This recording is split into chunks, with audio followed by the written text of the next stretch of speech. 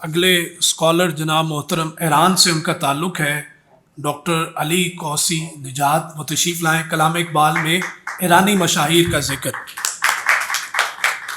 بسم اللہ الرحمن الرحیم۔ عزیز سامعین اور ناظرین، سب کو سلام عرض کرتا ہوں۔ صدر مجلس کی اجازت سے اور آپ لوگوں کی اجازت سے میرے مقالے کا عنوان ہے کلام اقبال میں ایرانی مشاہیر کا ذکر، اور اپنے مقالے کا آغاز اس علامہ اقبال کے اس شعر سے کرتا ہوں: تہران ہو گر عالم مشرق کا جنیبہ، شاید کرۂ ارض کی تقدیر بدل جائے۔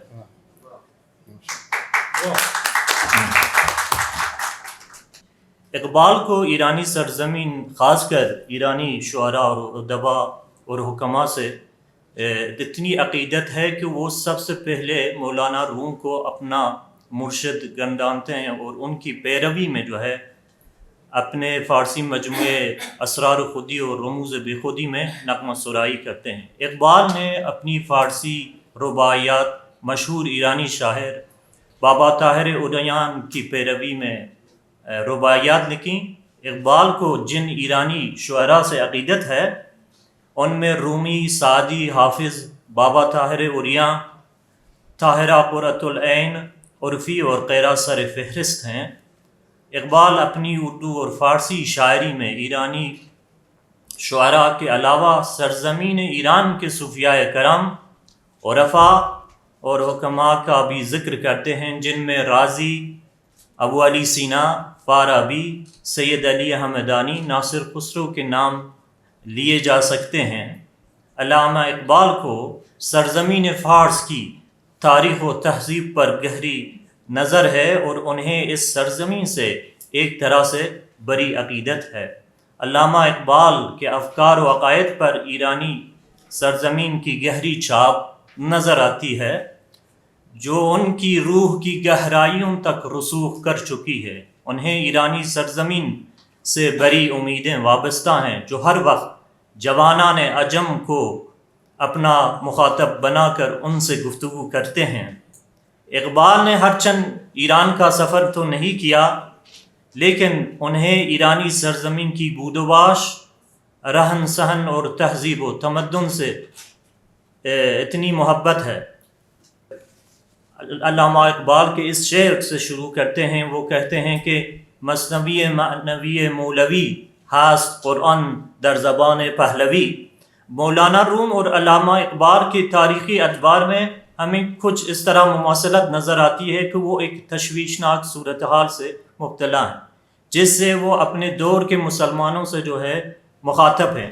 اقبال کے دور میں سلطنت عثمانیہ کا سورج ہمیشہ کے لیے ڈوب گیا اور مسلمانوں میں انتشار اور افراتفری نظر آتی ہے۔ اس دور پرآشوب میں مشرق زمین کو علامہ اقبال جیسے شاعر اور مفکر نصیب ہوا، جو اسلام اور مسلمانوں کی عظمت رفتہ کی بحالی کے لیے ہمتاً مصروف نظر آتے ہیں اور اپنی اردو فارسی شاعری میں مسلمانوں کو خواب غفلت سے بیداری کا سبق دیتے ہیں اور اپنے اسلاف کی راہ پر گامزن ہونے کی سوچ دیتے ہیں۔ جس طرح وہ فرماتے ہیں: چو رومی در حرم دادم ازان من، ازو آموختم اسرار جان من، بدور فتنہ عصر کہن او، بدور فتنہ عصر روان من۔ علامہ اقبال مولانا روم سے اتنے متاثر نظر آتے ہیں کہ ان کی غزلیات اور مثنویوں کو شعری تضامین کے طور پر جو ہے استعمال کرتے ہیں۔ خاص طور پر اپنے فارسی مجموعے کلام جاوید نامہ میں علامہ اقبال نے رومی کی غزلیات اور مثنویوں کے اشعار لا کر مولانا روم سے مکالمہ کرتے ہیں۔ اور میں یہ چھوڑ دیتا ہوں، رومی وہ پہلے ایرانی اور عجمی شاعر اور مفکر ہیں جن کے افکار و خیالات سے علامہ اقبال بے حد متاثر نظر آتے ہیں۔ ان سے ہم کلامی کرتے ہیں۔ یوں کہنا چاہیے کہ مولانا روم نے علامہ اقبال کے افکار اور خیالات کی آبیاری میں اپنا اہم کردار ادا کیا ہے۔ علامہ اقبال اپنے اردو مجموعہ کلام بال جبریل میں پیر و مرید کے عنوان سے مولانا روم سے جو ہے محو گفتگو ہیں۔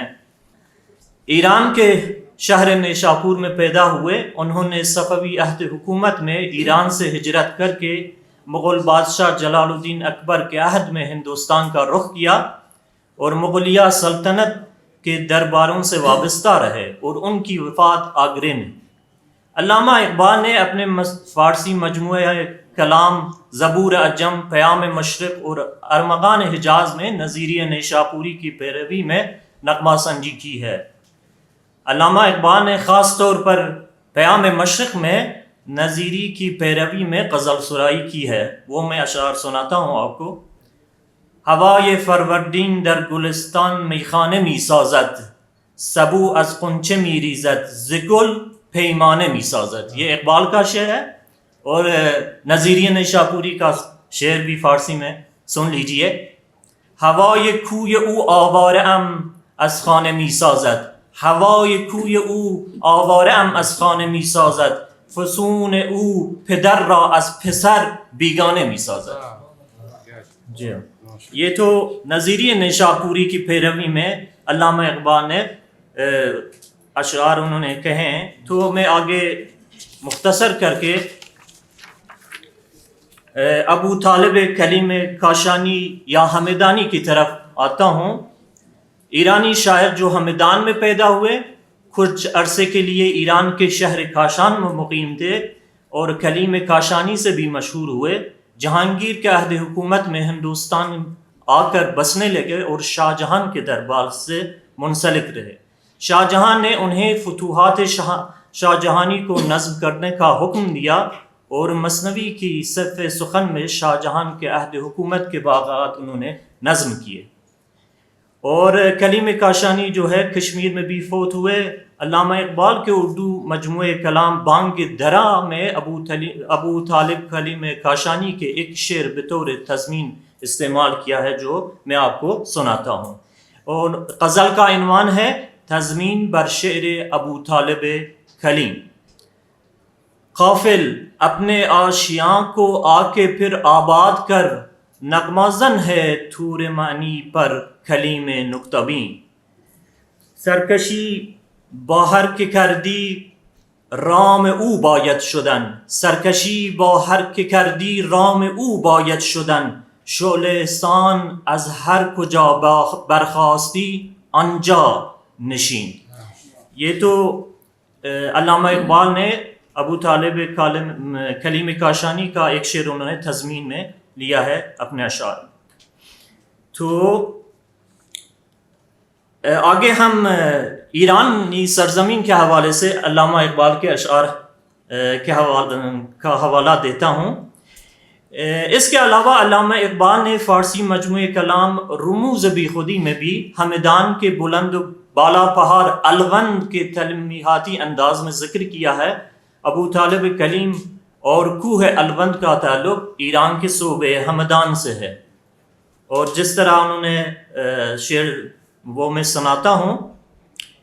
شعر میخواهد که چون آیی به جنگ، شعله گردی وا شکافی کام سنگ، آزماید قوت بازوی تو، می نهد الوند پیش روی تو۔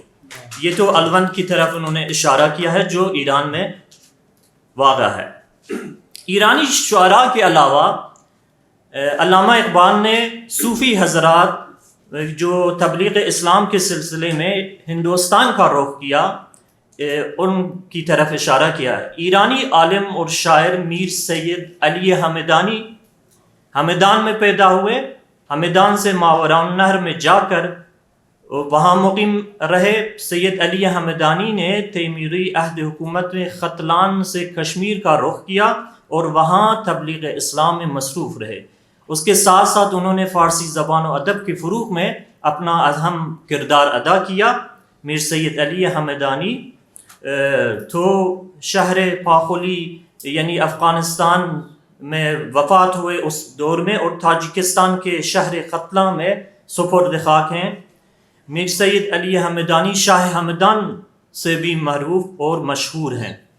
تو اس کی طرف انہوں نے اشارہ کیا ہے. میں کچھ اشعار وقت کی قلت کی بنا پر جو ہے آپ کو سناتا ہوں, اور وہ یہ کہتے ہیں کہ خطرہ ان شاہ دریا آستین داد علم و صنعت و تہذیب و دین آفرید ان مرد ایران صغیر آفرید ان مرد ایران صغیر با ہنرهای قریب و دلپذیر.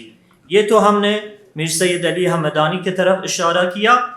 تو آگے میں مختصر کر کے خاقانی کی طرف آتا ہوں. خاقانی کے علاوہ تو علامہ اقبال نے اپنی اردو فارسی شاعری میں سعدی, حافظ, انوری, جامی, ثنائی غزنوی اور دیگر ایرانی شعراء سے اپنی عقیدت کا اظہار بھی کیا ہے. علامہ اقبال نے سفر افغانستان کے دوران حکیم ثنائی غزنوی کے مزار پر حاضری دی اور مثنوی مسافر میں سفر بے غزنی اور زیارت مزار حکیم ثنائی کے عنوان سے ان سے اپنی والہانہ محبت کا اظہار کیا. اقبال نے اپنے فارسی اشعار میں حکیم ثنائی غزنوی کی مدح و ستائش کی ہے, اور اپنی مثنوی مسافر کی ایک اور نظم میں حکیم ثنائی کی زبانی سے ابو علی سینا سے ہم کلام ہیں. میں آپ کا زیادہ وقت نہیں لیتا, ظاہر دوسرے جو اسکالر ہیں یہاں بات کرنا چاہتے ہیں. میں اپنی طرف سے تہران یونیورسٹی کے شعبے اردو کی طرف سے اقبال اکیڈمی کے سربراہ جناب ڈاکٹر عبدالرؤوف رفیقی اور ان کی پوری ٹیم کو مبارکباد پیش کرتا ہوں. انہوں نے کامیاب کانفرنس کا انعقاد کیا, اور آپ سب کے لیے سلامتی کے خواہش مند. بہت شکریہ.